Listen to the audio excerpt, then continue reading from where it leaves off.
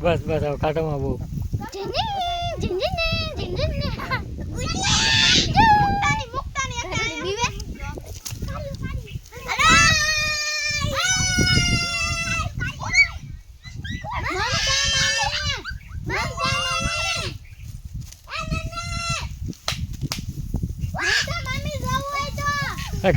ઘા નો કરાય જો બહાર રહી જાય